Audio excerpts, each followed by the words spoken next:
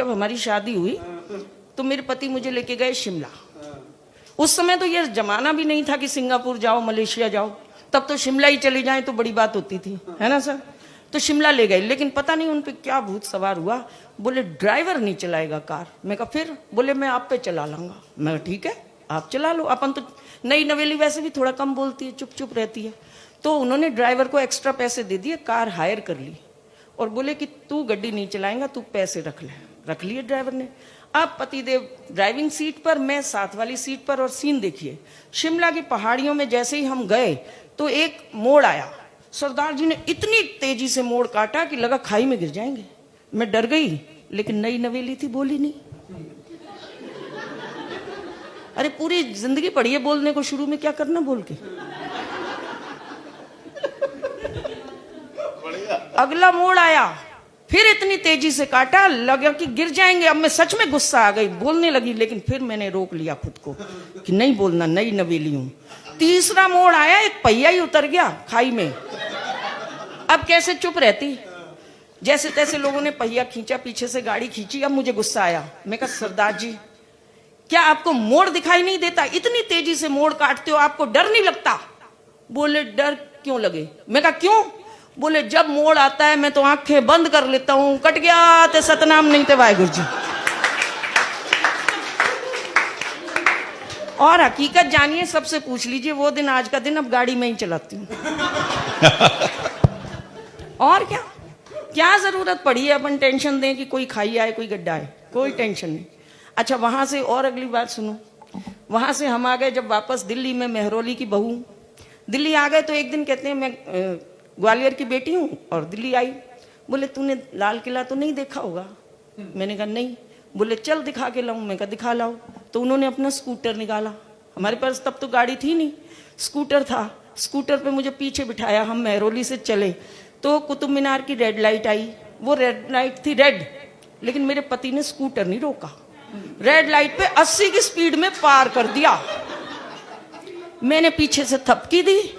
मैं कहा पति देव, रेड लाइट पे दिल्ली में क्या स्कूटर नहीं रोकते? बोले सरदारा दा टशन है, मौज ले बैठी रहे। दूसरी रेड लाइट अचनी की, आप सब जानते होंगे, अचनी की आ गई।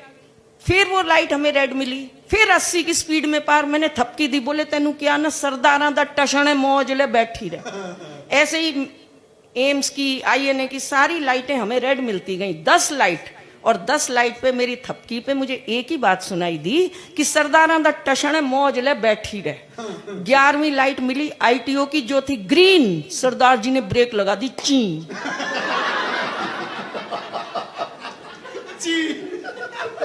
मैं कहा ऐ की होया? ग्रीन लाइट है, आपने क्यों रोक दी? बोले मूर्ख, दूसरी तरफ से मेरे जैसा सरदार स्टेशन में मौज लेता आ गया तो। बहुत अच्छे बलजी, वाह वाह वाह, बहुत बढ़िया। एक्सीडेंट नहीं हो जाएगा तो बस। अच्छा, और वैसे एक नियम आया ना कि जो बालिग नहीं है बच्चे, अगर वो गाड़ी चलाते हुए कुछ गड़बड़ हुई तो उनके माँ बाप को भी सजा होगी। उसके बाद सरदार जी ने 3 नई गाड़ियां बलजीत के नाम पे खरीदी और अपने बच्चों का बेटा तुसी फुल टशन लो।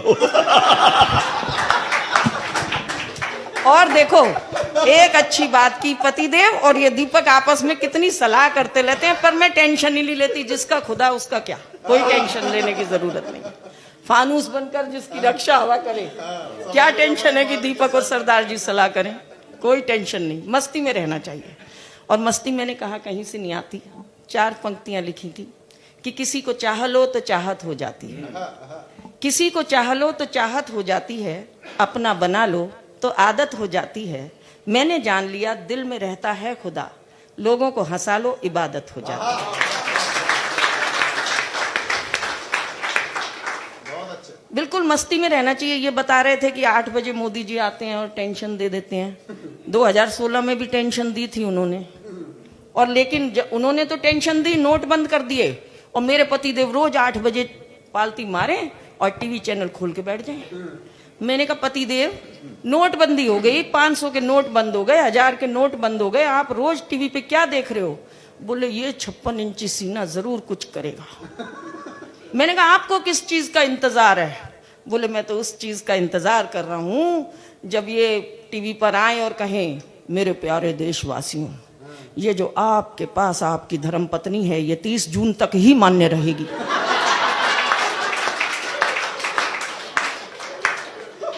लेकिन आप मेरा जिगरा देखो, मैंने टेंशन नहीं ली।